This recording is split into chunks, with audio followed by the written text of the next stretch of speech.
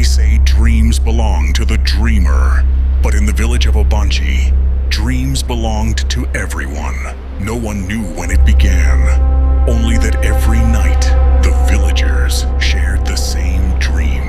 An endless field, a black moon, a whisper that called their names.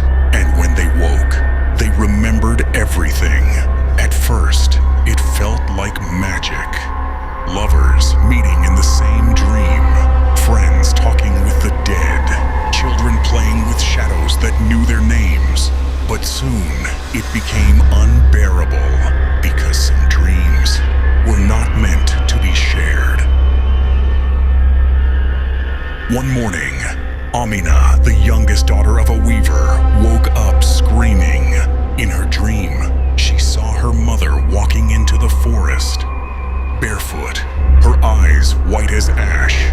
That same morning, her mother was found near the forest edge, her feet covered in soot, whispering, "The moon has a mouth." The elders gathered in the square. They blamed the wind, the gods, the new well, even the weaver's cloths. But every night, when sleep came, the dream returned, darker, louder, and closer. The whispers began calling by name. Some villagers refused to sleep, lighting fires and singing through the night. Others surrendered, lying down and whispering prayers as they drifted away. By the third week, half the village had stopped waking up. Amina went to old Udo, the blind storyteller who never slept. He sat by the fire, carving patterns into a calabash, humming to himself.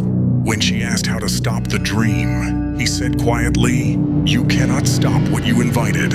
You can only return it." But Amina had never invited anything, at least not that she remembered.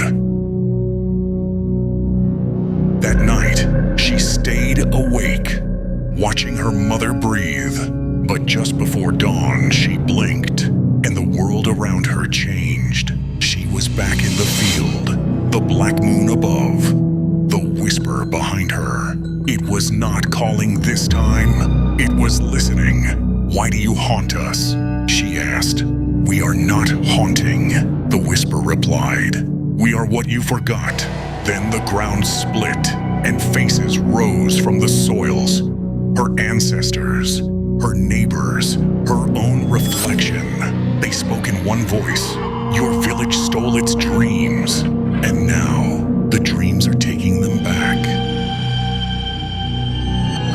When she woke, the sun was gone. The air was heavy. The whole village stood still, eyes closed, murmuring softly, as if still dreaming with open eyes.